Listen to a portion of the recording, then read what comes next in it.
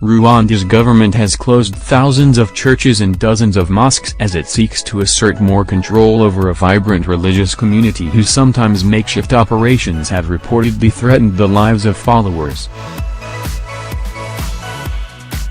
The Associated Press, AP, reports that President Paul Kagame said he was shocked by the high number of churches in the small East African country. 700 churches in Kigali? Are these boreholes, deep wells, that give people water? I don't think we have as many boreholes. Do we even have as many factories? This has been a mess, he said of houses of worship in the nation's capital in March. We gathered that Kagame said Rwanda does not need so many houses of worship, claiming that such a high number is only fit for bigger, more developed economies that have the means to sustain them.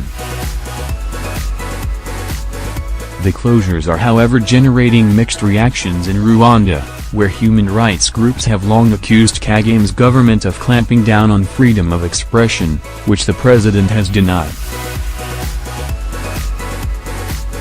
6 Pentecostal pastors who protested the church closures were allegedly arrested and accused of illegal meetings with bad intentions. Rwanda's government said churches that are being closed are those that failed to comply with building safety standards. The government said it is taking other steps to oversee the religious community in the largely Christian nation of 12 million people. Alexis Nkurunziza, the president of the private Rwanda Religious Leaders Forum, said that there is a new proposed legislation which aims to regulate faith-based organizations separately from civil society organizations. He said suggestions from religious leaders soon will be forwarded to the Rwanda Law Reform Commission for scrutiny and later to Parliament. The legislation is reportedly expected to be passed as the ruling party holds a majority of parliamentary seats. The new legislation would require pastors to have a theology degree before they start their own churches so that they teach correct doctrine. The aim is to reportedly regulate the Pentecostal churches that often spring up under leaders who claim to have received a call to preach. The majority of churches that have been closed are said to be small Pentecostal prayer houses, with some preachers suspected of growing rich off often impoverished followers. The authorities said some churches meet in tents or houses that cannot accommodate crowds, and noise pollution from nighttime gatherings is a concern.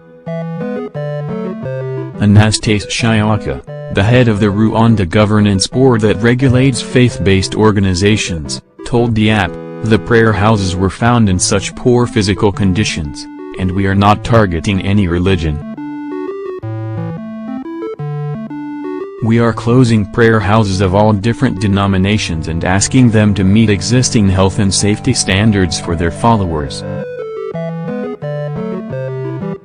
Local media in the capital have reported that over 6,000 churches have been closed so far across the country, but Shaka said the actual number was still being compiled.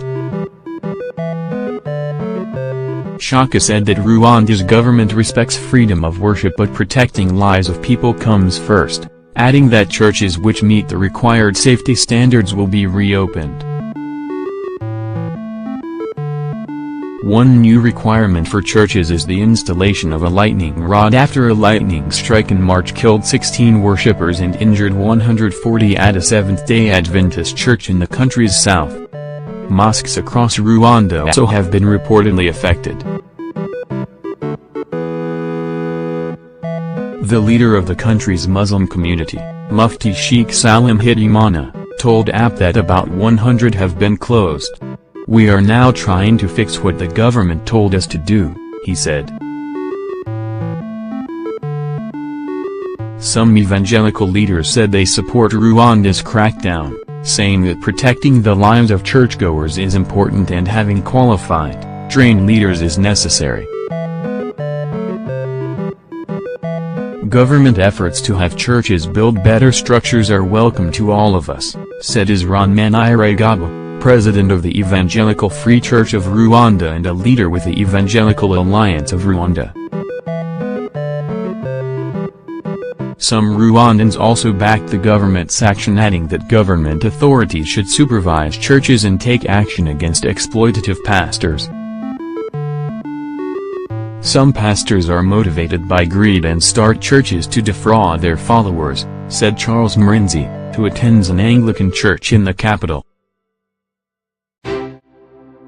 We previously reported that Chinese authorities in central Henan province issued a warning forbidding any Christian gatherings in the area and placing Christians under house arrest.